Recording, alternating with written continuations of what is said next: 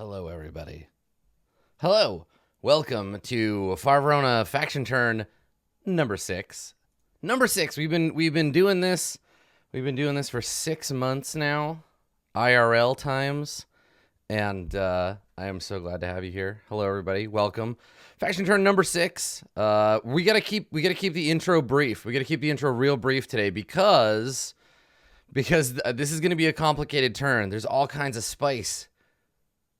All kinds of spiciness in today's turn. So, if you haven't watched this before, what we're going to do is we are going to take a month's worth of drama and fighting and battles and arguing and actually pretty good diplomacy and lore and all of that stuff, and we're going to jam it together and we're going to resolve the faction orders of all of the background stuff. And let's be real, Y'all are the real Verona. The show is like a cool fanfic set in your universe, but we're going to take all the stuff you've been doing and we're going to find out what happens. So the hardworking people at the various factions have been putting together their plots and plans for the last 4.5-5 weeks.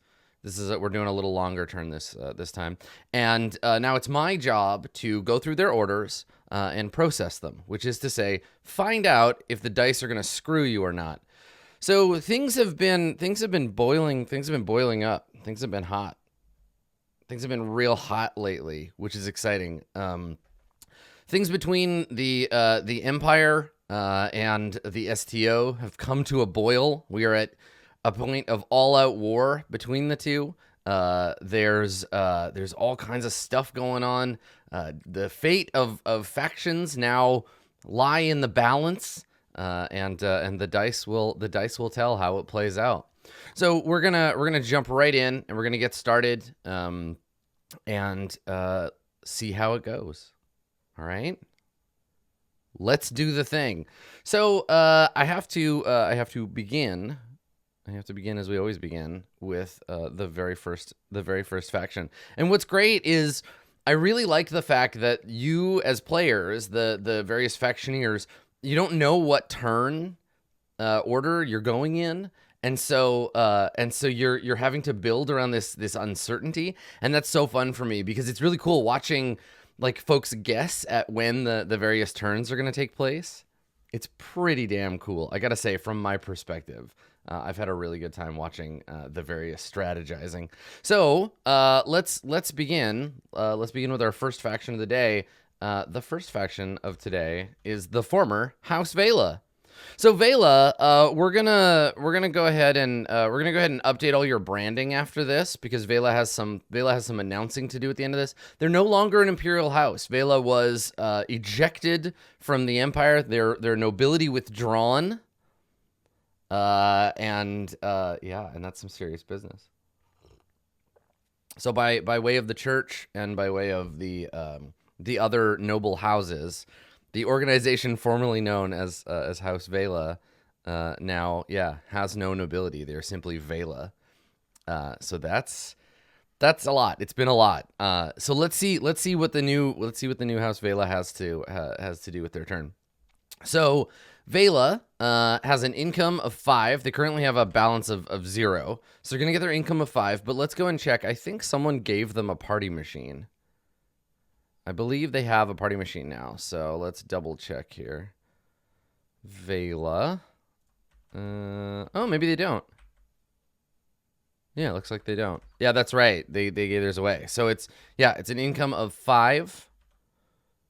All right. So there's a balance of 5 for House Vela. And they're going to, since they have no goal, they're going to create a new goal. Which is to expand influence. So they're going to expand influence, which means they need to build a new base of influence. So that's cool. Okay. All right. So expand influence is their new goal. And I bet you can guess what they are going to do with their turn. So the Valens are going to take the action, expand influence. Right? They're gonna buy a new base of influence on Demnoth. Demnoff is a spicy homeworld these days. This turn, there's a lot going on Demnoff. So, okay. So expanding influence on Demnoff, and the people who are able to. Let's take a quick look at Demnoff here. The people who are able to resist that, I think, are predominantly allies. And I ask every time, no matter what, regardless of who the allies might be. Because you never know. You never know when someone might want to betray somebody.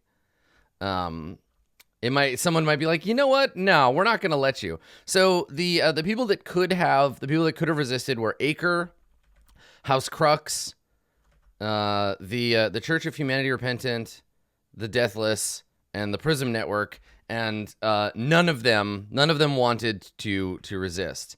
So that means that House Crux is going to keep their Psychic Assassins hidden on Demnoff until it is time to strike. And for now, Vela is going to get a new base of influence. So they're buying a new base, which is, let's see, go ahead and add one here. So House Vela, base of influence on Demnoff. And they're buying it for 1 hit point, which costs them 1 of their faction creds, bringing them down to 4. So I believe that resolves their expand influence goal for 1 XP, which gives them 3. I believe that's how that goes. Let me just update the faction turn. All right. Expand influence on Demnoff, no resistance, and build 1 HP. BOI. All right, boy. Okay. And then that resolves goal.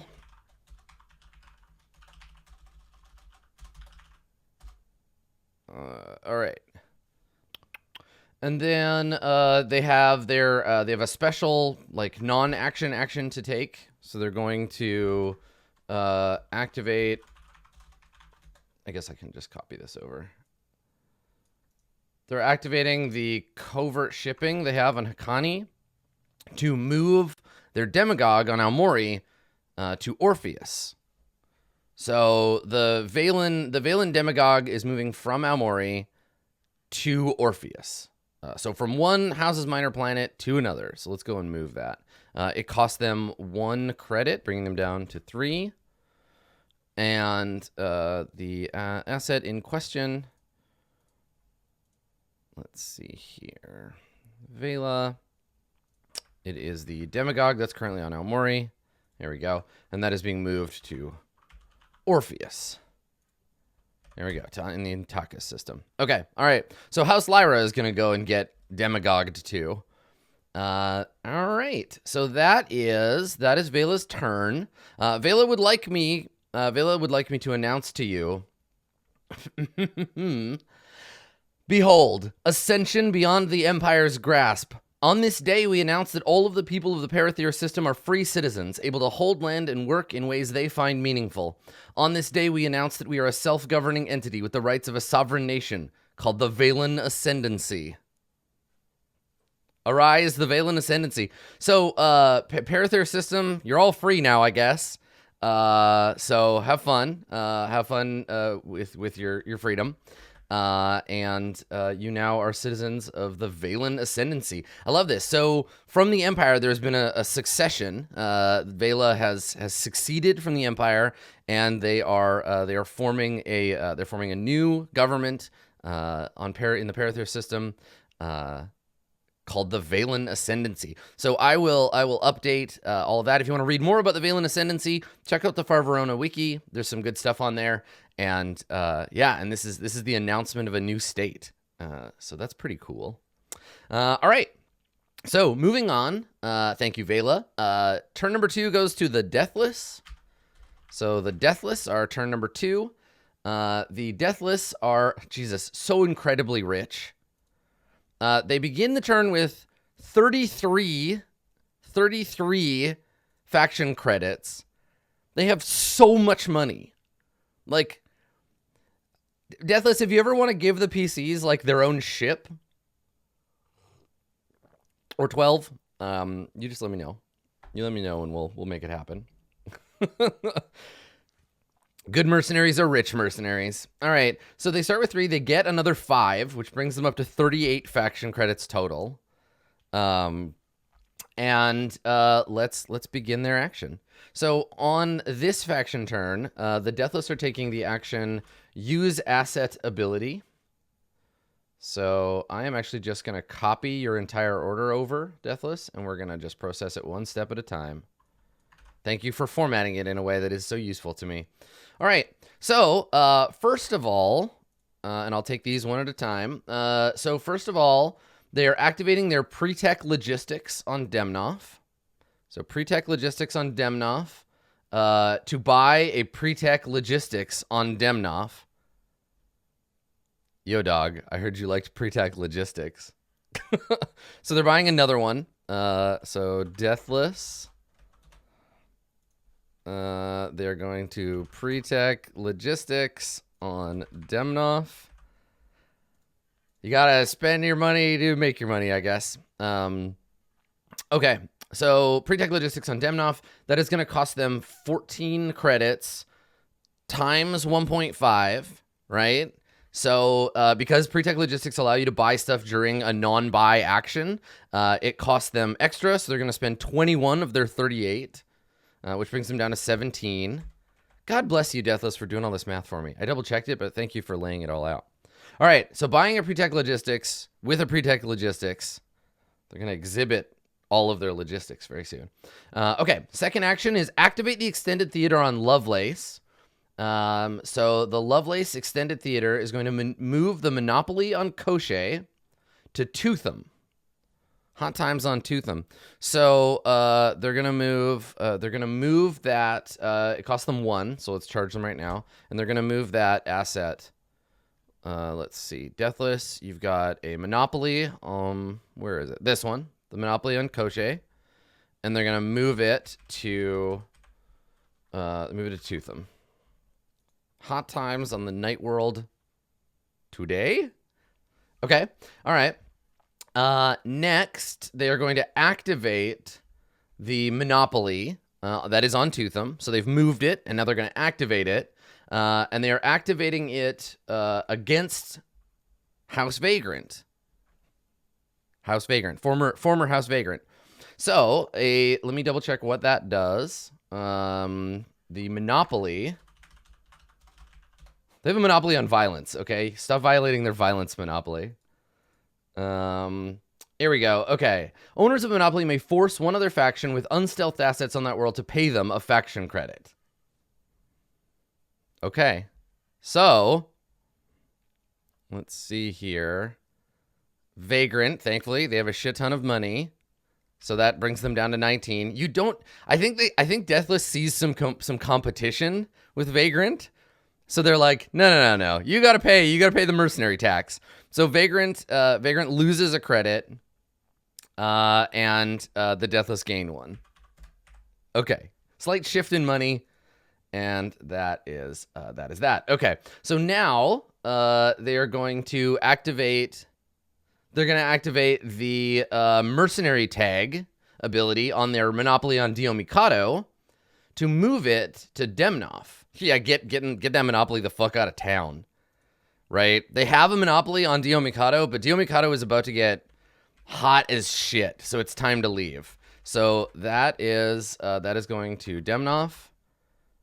There's so many assets on Demnoff. Jesus, if any planet was asking for a orbital bombardment. Okay, so the monopoly vacates Dio Mikado. You don't want to have business in a bad neighborhood, and they return to Demnoff. All right, so they're going to activate 2 of their post-tech industries, which are on Cochet and let's see, where's that other one? Post-tech industry and on Thorg. And each one, I think, just nets them some more credits. Let's double check. Post-tech industry.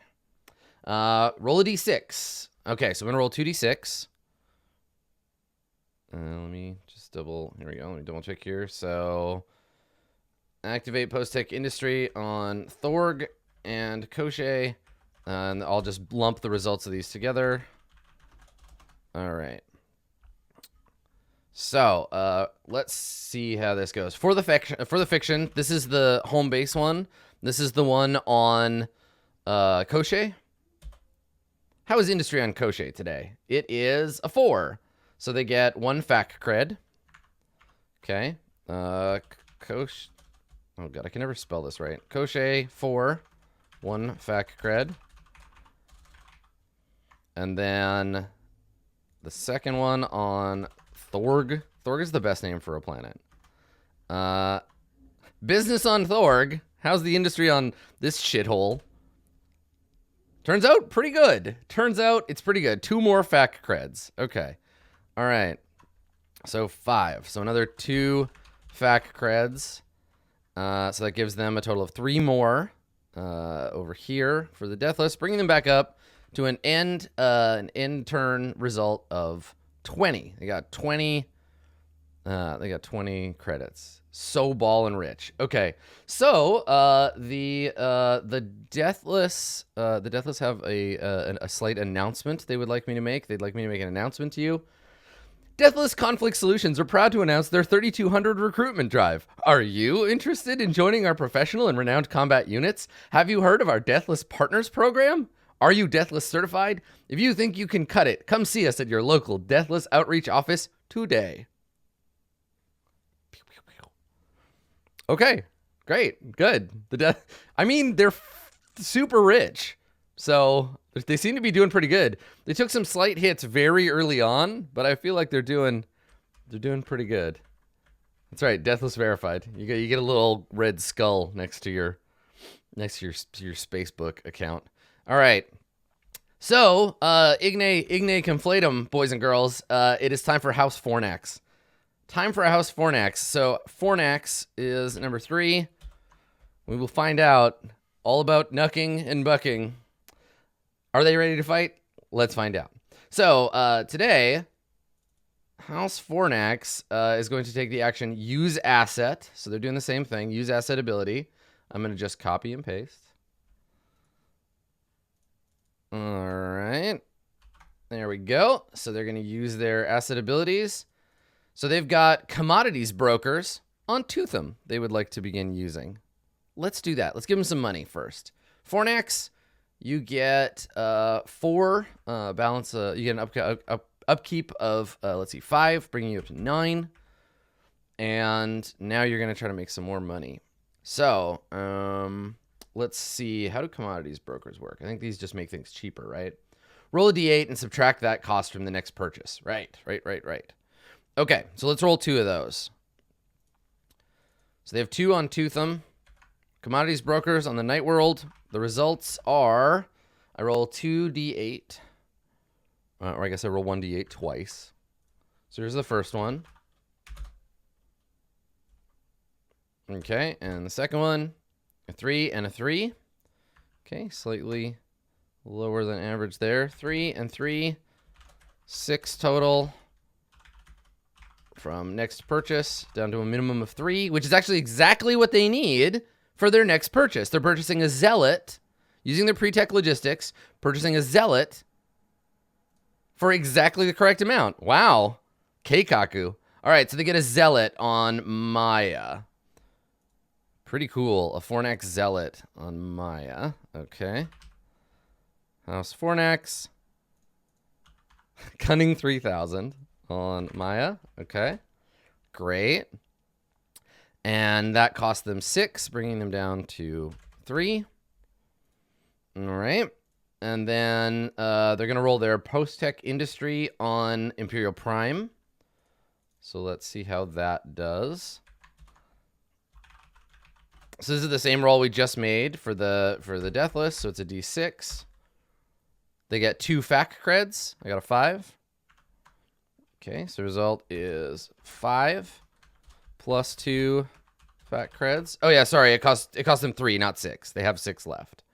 So let's go back and fix that. So they should have 6. Then they just get another 2. So that brings them up to 8. There we go. Okay. That's good. Okay, and then they've got, see, this is why I have a math squad.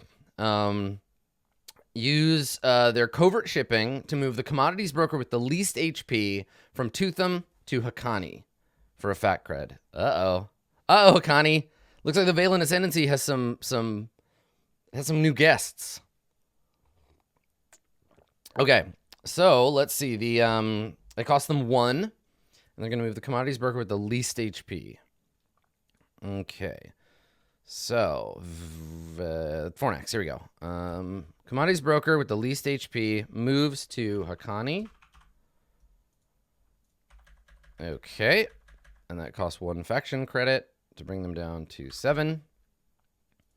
And then they're going to use covert shipping, the other covert shipping on Maya, to move their new zealots to Hakani. Oh, dear. Oh, dear. Okay, good stuff. So the zealots that we just made. I like that these zealots are like diehard imperialists, right? Like these are a group of people who, like, they're zealous about like empire building, basically. Yeah, they're like, you dare declare independence, we're gonna froth at the mouth and immediately fly to your new the planet of your new independence statement, and just like they're crazy. It's great. I love the idea of like empire zealots. These are like the daughters of the emperor. Like, yeah, I love it. This is cool. I love, for me, the best part about the whole fiction turn is just, I just said it, it's the fiction turn, right? Getting to figure out like what each thing means and how all of these movements work. And yeah, there's zealots, right? So they're just like obsessed about the emperor and about nobility and like, how dare you? It's so cool. We'll see how long they live. They only have 4 hit points. Okay. All right. Yeah, they're angry about Vexit. Okay. So, cool. And then they're going to move. They're backed up. They're moving a strike fleet from Maya to Hakani. Okay, all right. So the Fornax strike fleet, much renowned strike fleet, is going to make its way to Hakani. Danger in the Emperor's backyard. There we go. All right. So Hakani has some new visitors. There's a strike fleet in orbit, which has dropped off some commodities brokers. There's bankers. There's zealots. There's spaceships. Hakani is becoming quite busy. Will the Ascendancy survive their infant state? Will they thrive in the STO? Will their allies back them up? I guess we'll find out. I mean, probably not today, because this is the thing. This is the fire being lit. We'll see how it burns. I don't believe that I have a statement from House Fornax. I think House Fornax lets their action speak louder than their words. So Fornax doesn't talk to serfs. Damn. All right, moving on. Acre. So the Acre Corporation has the first of the very spicy turns. This is when we're gonna start rolling dice, because as you know, the Acre Corporation has. Oh no, Acre's on my list, but yeah, sorry, I gotta double check here. I have them listed as earlier, but no, number 4 is the Houses Minor. Sorry, Acre's next. The spreadsheet is very the one I'm looking at is very thick with results, and so I can't actually see what I'm looking at. But yes, you're right. So let me reorder these guys. So this is, yeah. Why didn't my Houses Minor one change? Sorry, fam. I know I'm giving the Houses Minor rep a heart attack right now. I'm sorry. Oh, there you go. There you are. That's why, because you're at the bottom of the list. Okay. There we go. Okay. So where were we? Houses Minor. Look at this arc, right? July, this stuff. August, this stuff. September, they're just getting bigger and bigger. All right, my small houses, let's go. So, I will copy first the base starting materials here. Okay, So goal is going to be blood the enemy. Their action is going to be to attack, and they're going to have 9. They're going to have a balance of 9. All right. So houses minor. There we go. They've got a new goal to blood the enemy.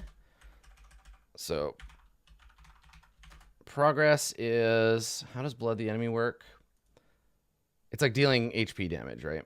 Equal to all of their stuff together, right? 0 of 21. Yeah, there we go. Okay, great. So that's where the stage is set for the houses minor.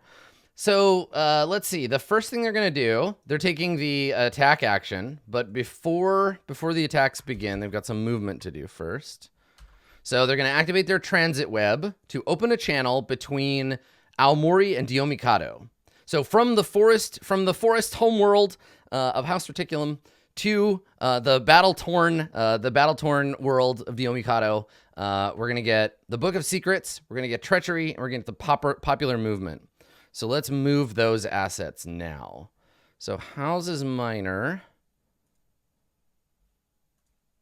There we go. The watery homeworld. Yeah, that's true. It's named after a forest. Okay. Let's see. The houses minor. Okay. So what do we say? It is Book of Secrets, Treachery, and Popular Movement. Book of Secrets to Dio. Treachery to Dio. And the Popular Movement to Dio. Okay. Good. Nice. Now we have an attack. So the attack, this is where it starts getting real, my friends. So the Treachery on Diomikado attacks the Acre Space Marines. So the houses minor on Diomikado are fomenting treachery within the Space Marines on Acre. So the Space Marines, they attack a specific asset, but can be defended against as normal. So the defense order I have here from Acre is that they are going to defend. They're going to defend with those very Space Marines. So those Space Marines are going to defend themselves against treachery. Now I'm just gonna double check something real quick in my notes. Pardon me a moment. Let's see here. Acre has an announcement too that I gotta remember. So yes, Acre's 16 hit point. Space Marines. Okay, all right. So this is a significant move. So that means that we've got Treachery attack, which is, let's see, Treachery, where are you? There you go. It is a cunning versus cunning roll. And I have been instructed to use the Machiavellian tag on this, which gives them advantage on that roll. All right, cunning versus cunning. That is 7 for the houses minor and 3 for Acre. Acre is one of the cunning 3 or cunning 5 rather. They don't have 3. There's no 3s. I did this last turn. I got to scroll all the way over. It's 5. Okay. All right. Okay, so let me make a note. 7 v5. Okay. Cunning versus cunning. It looks like a little face. Okay. And Machiavellian, just to double check in the text and make sure I'm giving everybody their correct assets here. Machiavellian allows them to roll an additional d10, so they have advantage on this roll.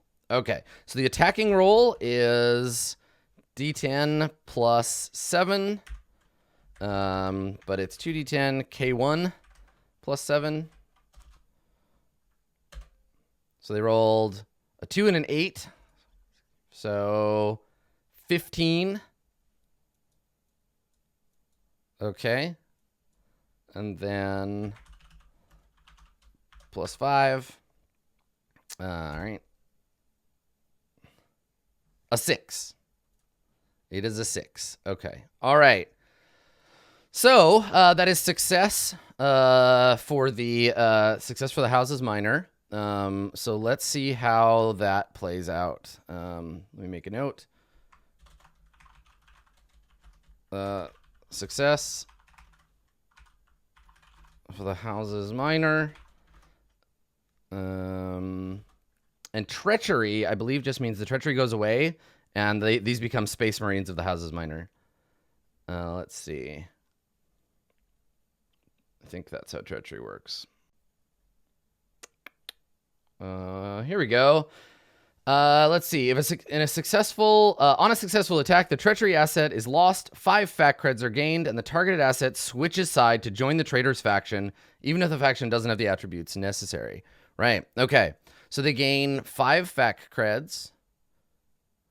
Houses minor, which brings them up to 14. The treachery asset is lost. So treachery, we can just tank this one. Okay, treachery is lost, and that the Acre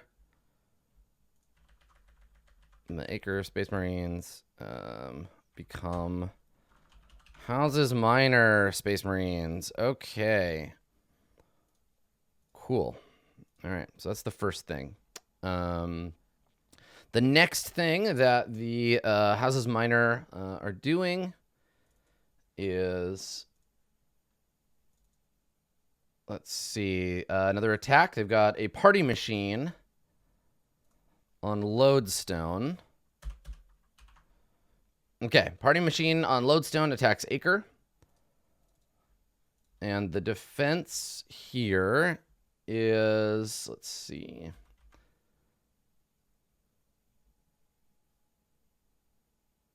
All right, let's go see what's on Lodestone right now. I think it's only Vela. Just to give everybody an idea what's going on. So Lodestone. Let's see. Oh no, there's the Acre Commodities Broker, and then Vela has that base, and then it's this party machine that is attacking. Okay, so this party machine is attacking. This party machine is attacking the Acre Commodities Broker, but formerly House Vela, Vela is going to block 4 Acre with their counterintelligence unit. Okay, let me note that. All right, so Vela blocks with counterintelligence unit. Okay, so a party machine attack is, let's find out. Party machine is a cunning versus cunning, 2d6 damage. Let's write that down. What's Vela's cunning? Cunning versus cunning. 2d6. Counterintelligence unit. It's 6. Okay, so 7 attacker, 6 defender. And the counterattack on a counterintelligence unit is what? Let's see. It is counterattack is 1d6. Okay. Counter 1d6. Okay, all right. So let's make that roll. I have instructions from the Houses Minor about when to use their Book of Secrets, but it doesn't apply on this one. Dio Mikado's attacks are done. So let's take a look at this party machine on Acre. This should be a straightforward attack. Let's see. Okay, so here's the attacker. D10 plus 7. Okay, so a 10. Ooh. It's going to need a bad roll for Vela. So Vela, D10 plus 6. A 2. A 2 for Vela. Things are coming up roses for the Houses Minor today. So the 10 means that it's 2d6 damage against the counterintelligence unit. We're looking at 7 damage. And I have instructions on how to handle that damage. Okay, so we're looking at 7 damage. Okay, Vela blocks with counter intel. Attack succeeds. 7 damage. And I've been instructed that if it's lethal damage to the counterintelligence unit, they're going to pass it on to the base of influence. So it would kill that counterintel unit. So instead, House Vela's base of influence is destroyed. And they take 1 faction damage. So Vela takes 1 damage, bringing them down to 28. And that means that progress on the goal goes up to 1. Okay, there you go. All right. Let's see here. So the attack succeeds. The attack is a success. They suffer damage. If they have a base of influence on the world, they can opt to let the damage bypass it and hit the base. Has nothing to do with homeworlds. Luckless. It's on page 214. Maybe read it again. Okay. All right. Let's continue. So 7 damage, but bypass to BOI, destroying, and dealing 1 HP to Vela. Okay. Okay. All right. Good. Okay. Let's continue with their... Let's continue with their business here. Okay. So, what is the next attack, Houses Minor? The next attack for the Houses Minor is not an attack at all. Okay, they've got some movement, so they're going to spend 1, 2, 3 more... 3 more credits. Okay. And they're going to move some shit around. So let me charge them first. So... Houses Minor, down to 11. Actually, I think it's down to 10. Yeah, because the math is off by 5. Yeah. Okay. So that brings them down to 10. And they're going to move Covert Transit Net. So they're activating their transit web from Tootham to Lovelace, moving the Covert Transit Net from Tootham to Lovelace. Okay. So let's go and move all of this crap around. All right. Covert Transit Network of the Houses Minor from Tootham, there it is, to Lovelace. Okay. They're opening a transit web channel from Lodestone to Orpheus, moving the popular movement from Orpheus to Lodestone. Okay. Popular movement from Orpheus to Lodestone. Okay. So that's off to Lodestone now. And they're moving the party machine from Lodestone to Orpheus. Okay. So party machine from Lodestone to Orpheus. There's another one. Okay. Orpheus to Lodestone, Lodestone to Orpheus. They switch places. And then lastly, activating the transit web from Endophiel to Imperial Prime, moving a hostile takeover from Endophiel to Imperial Prime. All right. There's something just so threatening about the idea. There's something so threatening about the idea of a hostile takeover unit on Imperial Prime. Like, Imperial Prime has explicitly got some laws to prevent hostile takeovers. But we'll see how it goes. I feel like this is a defensive hostile takeover. Okay. All right. Speaking of defensive hostile takeovers, the next action takes place on Imperial Prime.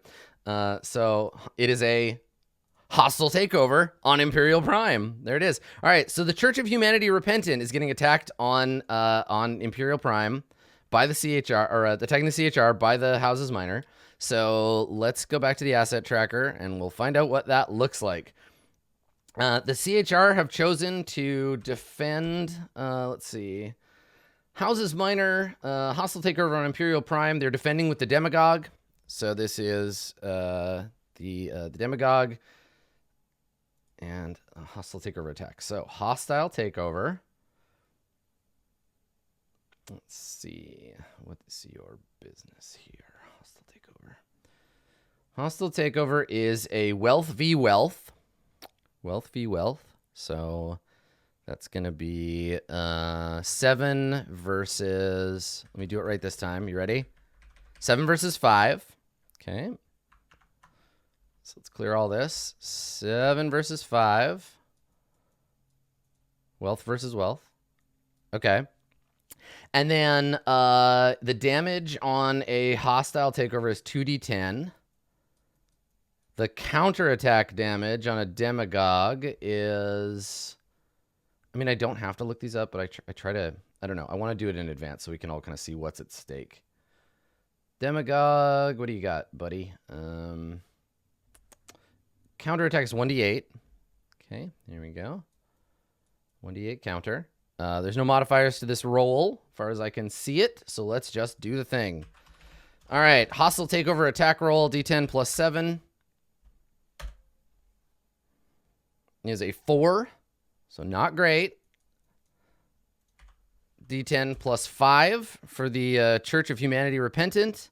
Let's see how the Church's dogma holds up. A 7. All right, so it is a failed attack, and the hostile takeover takes a D8 damage. 8 damage. Wow. All right, so the Imperial Homeworld not looking so hot. Repentance is apparently a popular concept, so let's go see how that goes. So make a note. So the attack was a failure. CHR defends with Demagogue. Attack is a failure. Counterattack damage for 8. How many hit points does that hostile takeover have? Let's see. Houses Minor. Hostile takeover on Imperial Prime. It has, okay, so it's still alive. It's got 10 hit points, down to 2. All right, hostile takeover down to 2, and it still survives, but it takes a hit. All right, counterattack for 8. Okay, so we're almost done with the houses minor. They've got a few more attacks to make. So that was Imperial Prime. They've got 2 more. The popular movement on Lodestone. Popular movement on Lodestone is attacking the Acre Corporation. So let's go Hotline Lodestone. Let's see what happens. All right, so Lodestone, they're attacking the Acre Corporation that has a commodities broker on Lodestone. Really trying to clear Lodestone out of STO forces. So conditionally, the attack here is, let's see, CHR, does CHR have Blood the Enemy? Counterattacks do count towards that. Church of Humanity Repented does have Blood the Enemy. Yeah, that's true. They do. Okay. So let me... 8 of 14. There we go. Nice. Okay, cool. Thanks for noticing that. Okay. So, Lodestone, right. So they're attacking with their popular movement, which is CVC, 2d6 damage. Okay, CVC, 2d6. Okay, and that is against the defenses of, let's see here, Acre Corporation. Let me see.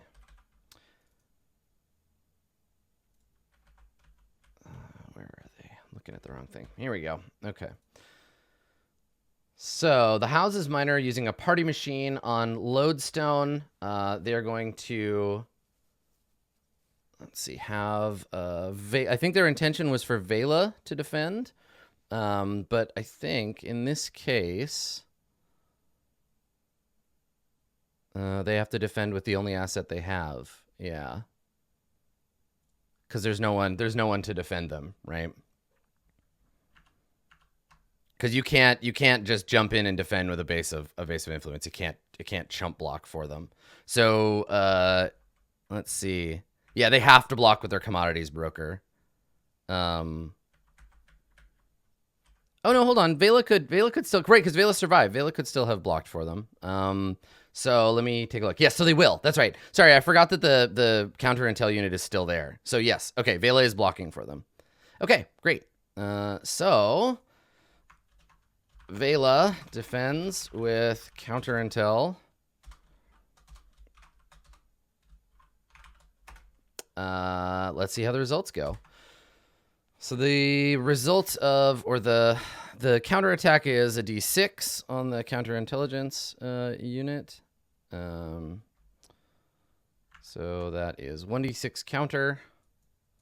And it's 7 versus Valen Cunning, which is 6. Okay, 7v6. All right, good. We're ready to roll. Let's do it. All right, here's the House's Miners attack, +7. And they got a 13. Okay. And then the defense by Vela, +6. They got a 12. Okay. So damage.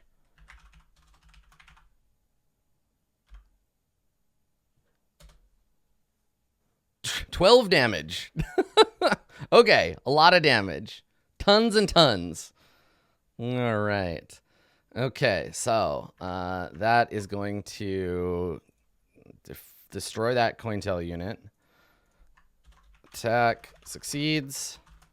12 damage to Cointel. Destroying it. But it doesn't contribute that whole 12 to the goal. It only contributes 4. Okay. All right. So 4 more to the goal for the House's Miner, bringing them up to 5. Okay. All right. And then lastly, their last attack is to popular movement on Dio Mikado. Okay.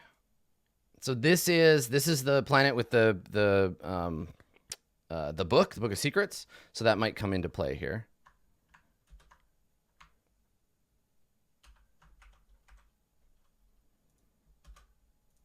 No, a block is just taking the hit for an enemy.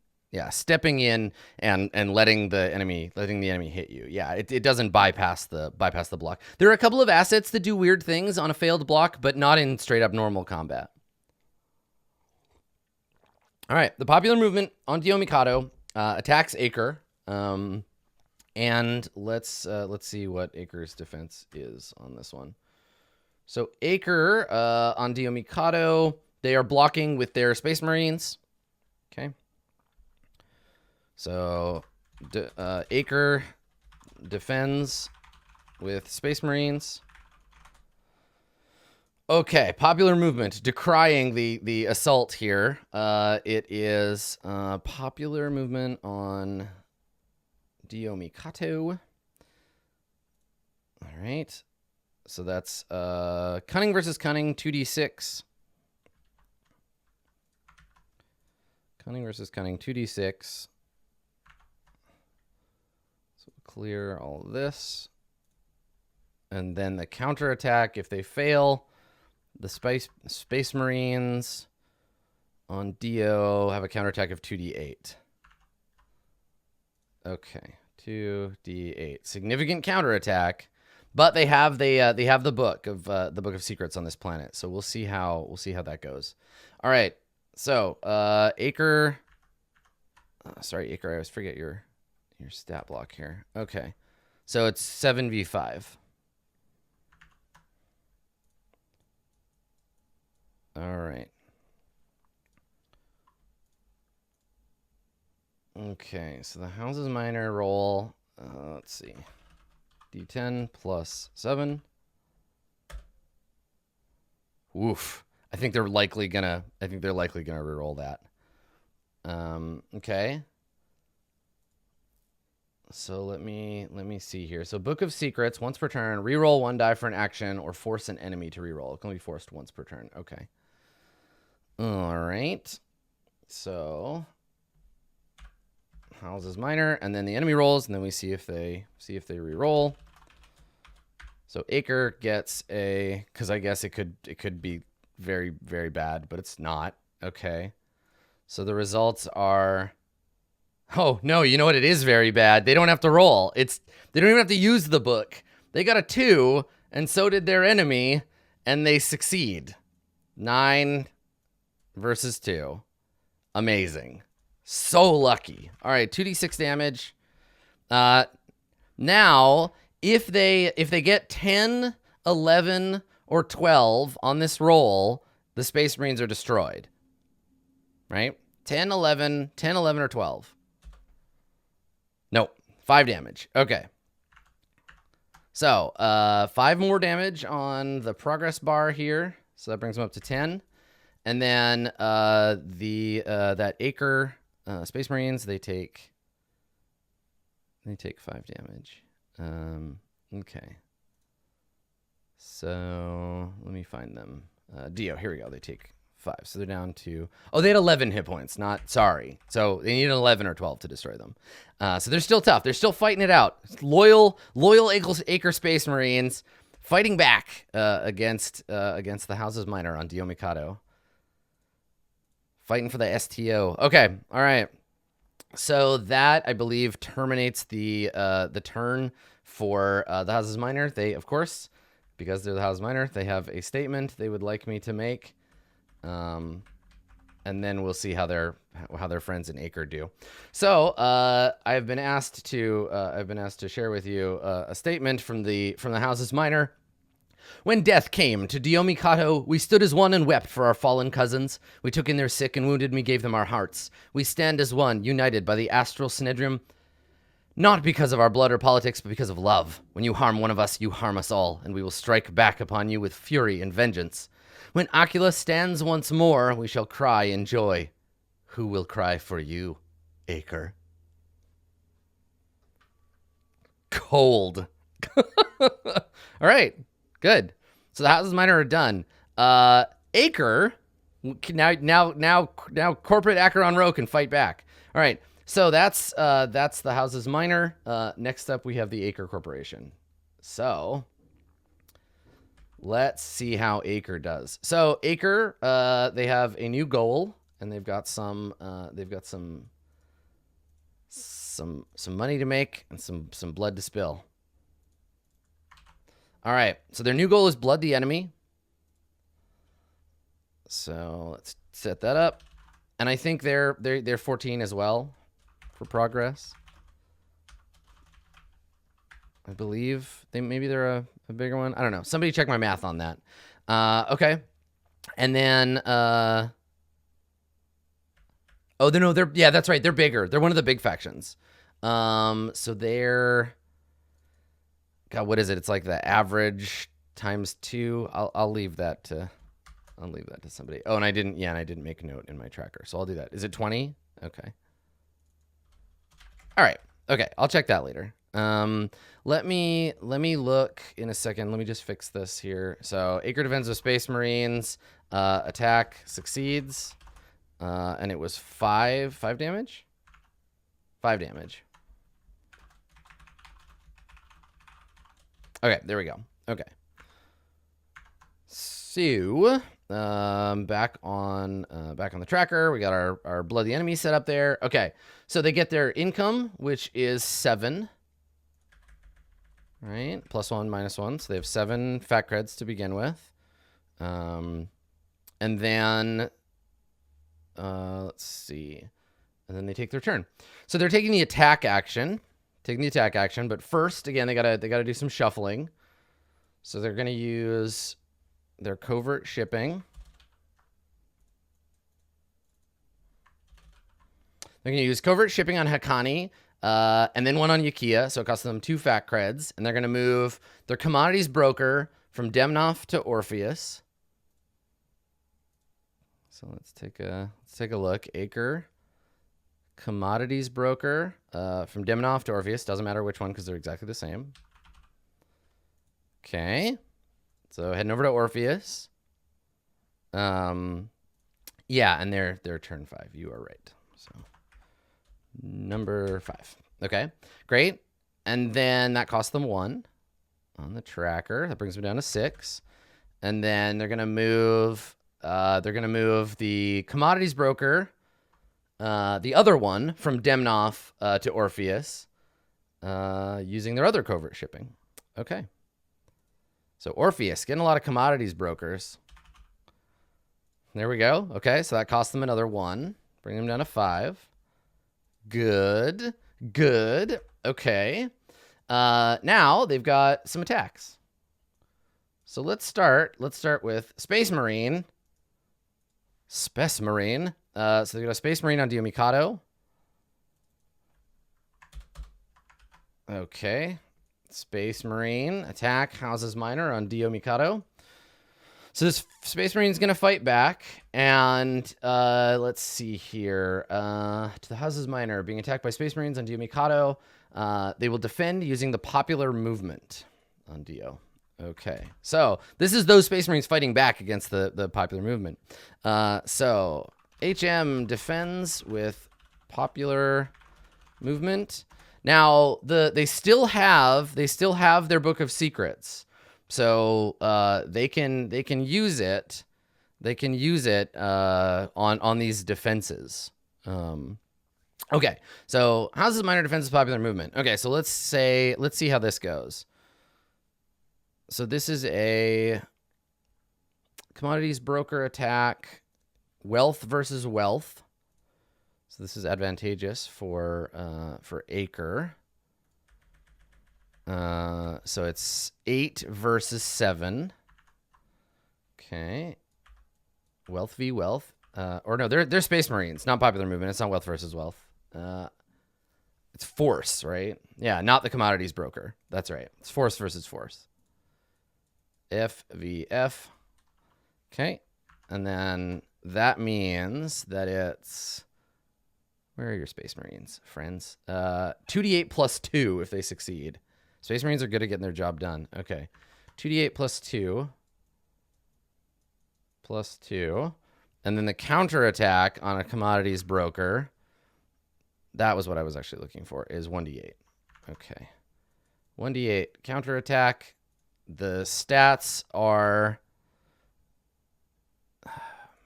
asset are, let's see, force 7, so 7 versus 7.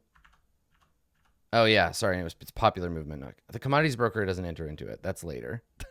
Thanks, guys. Okay. So popular movement. Oh, that's right, because I don't have it sorted by planet.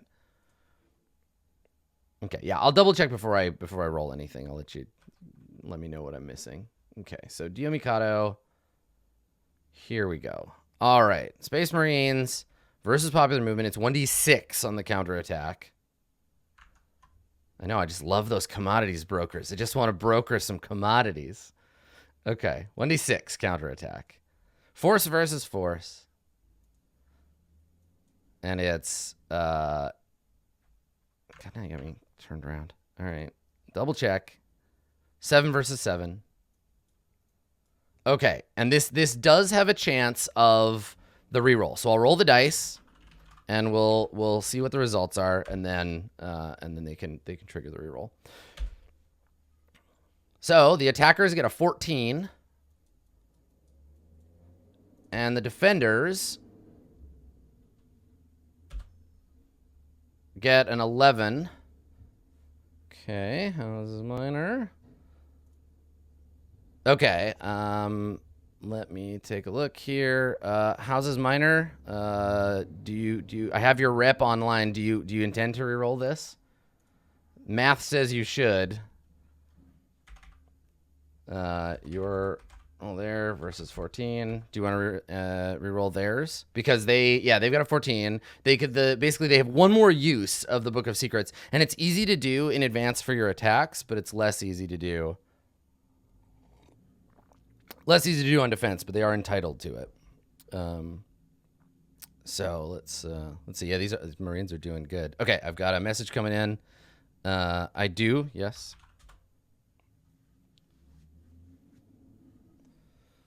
All right. So this is going to be significant because that hit is real big. Okay, all right. The math. Let's see. The math is better. Do what the tool says. Okay. So yes, the reroll is possible on here. So we're just gonna do it. We're gonna use the reroll.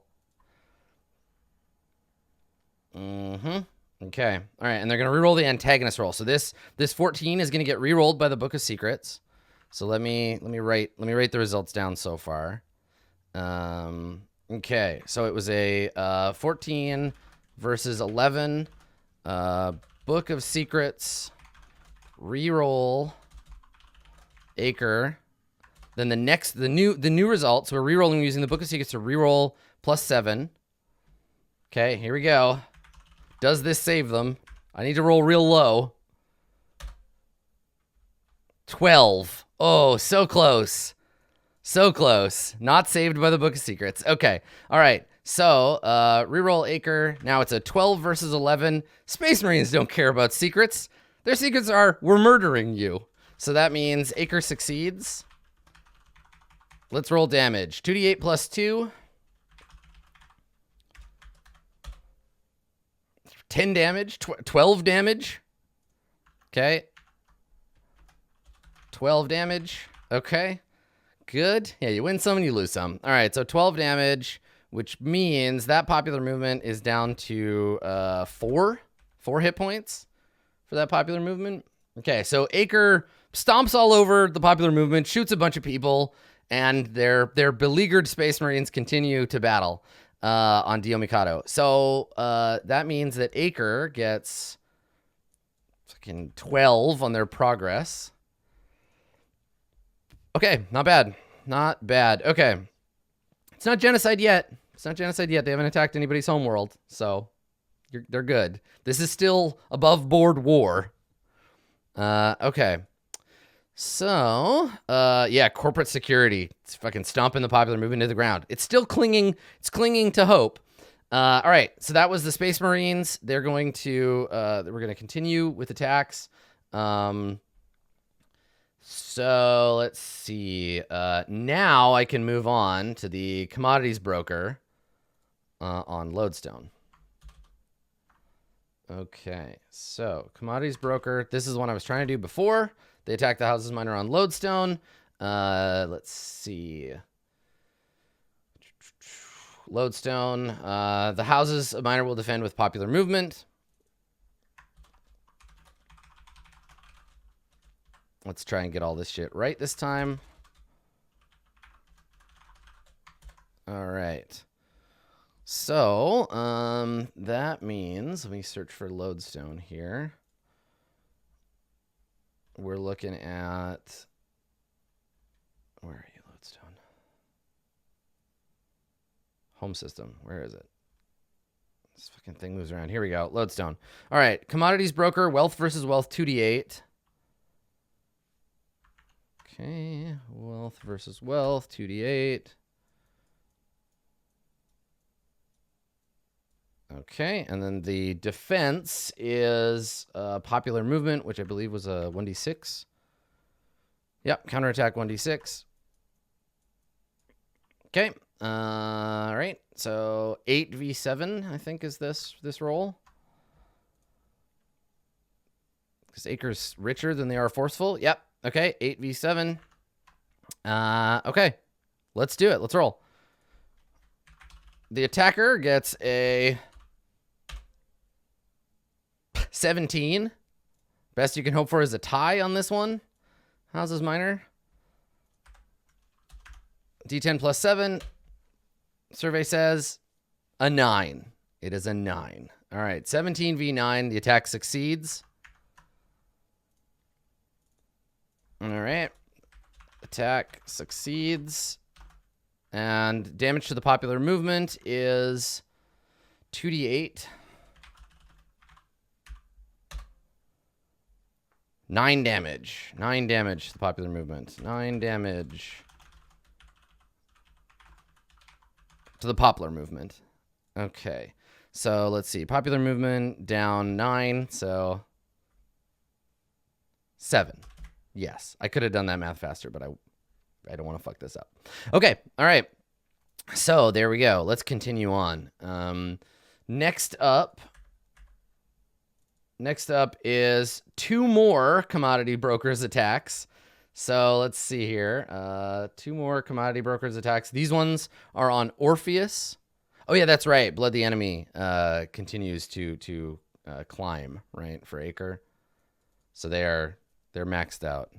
Done of 20. Okay, so I don't have to worry about that. I'll give them their XP now. And Blood the Enemy is just, it's 1, right? It's just 1 XP for that goal. Difficulty is 2, sorry. It's 2. There we go. Okay. Yeah, that's right. Okay. So, anyhow, we've got 2 more attacks to do. So this is Commodities Broker on Orpheus, attacks Houses Minor. And then this is also number 6. They're going to do 2 attacks on Orpheus. So they're attacking the economy of Orpheus. So that's kind of cool.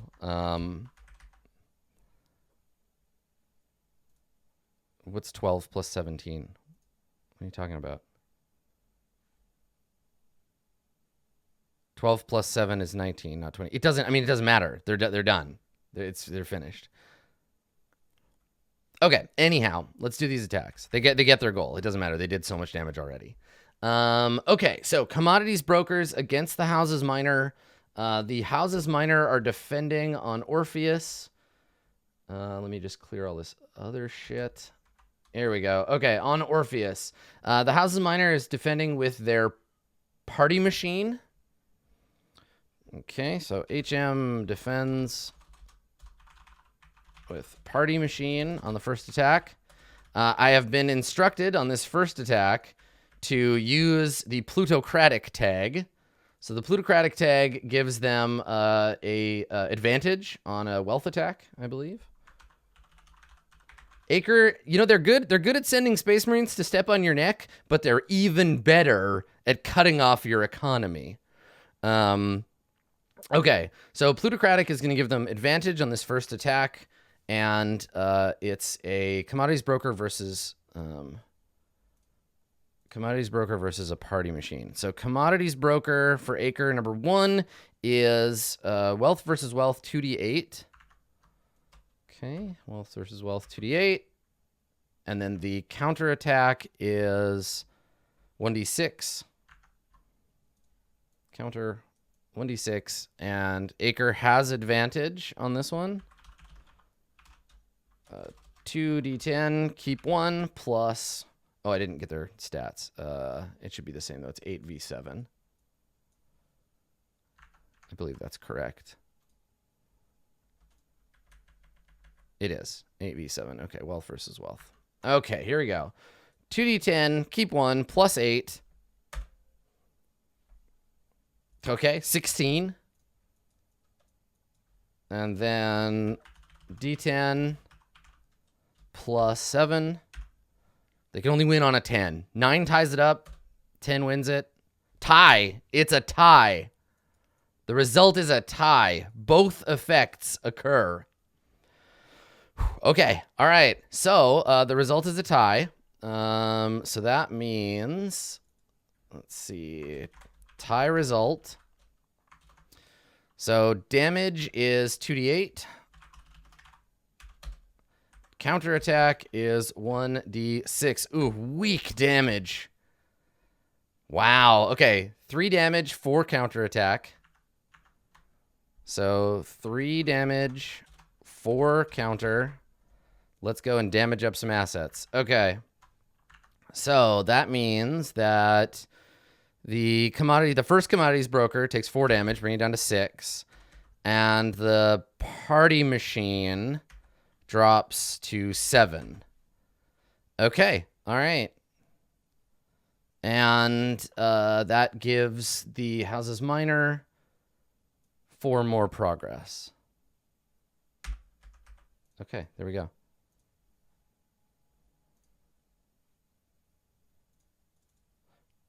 All right. Let me see here. There's conditional for damage passing. Let me double check. Let's see if it would take 7 damage or fewer. Yep. Yep, that's right. Okay, so there's actually a damage pass through that's going to happen here. So instead, when you take the hit, you can choose to pass that damage along to your base of influence. So they're gonna do that. They're gonna let that damage pass through. So instead of taking 3 to the house's minor, party machine, they're taking 3 damage straight to their hit points. So this damage goes straight there. So let me add that to the turn. So 3 damage. Bypass to BOI, and that damages the house's minor's hit points. So the house's minor, their hit points drop from 45 to 42? 42, 52. Okay. That is better. There we go. Okay. Everything else is the same still. And then 6 damage to, or 4 damage there. Okay, we're good. So that's funny. So instead of letting it affect their party machine, their asset, they are letting it affect their own like internal structure. The house's minor, like they take like damage. This is intense. Yeah. It's serious. Taking base of influence damage is serious, but it leaves the house's minor safe, like their asset safe to operate. It's a gamble, but yeah, it causes strife within the faction. Okay, all right, so that's the first one. Exactly the same attack again, and this time, same thing. Defend with party machine, if it's fewer damage, etc., etc. So, thank you for doing the same thing again. So, House Minor defends with party machine. Parry machine. Right, that's its new name. Okay, let's get the results. So this one doesn't have advantage. It's just a flat D10 plus 8. Versus a D10 plus 7. Oh, dear. A 10. Oh, Acre.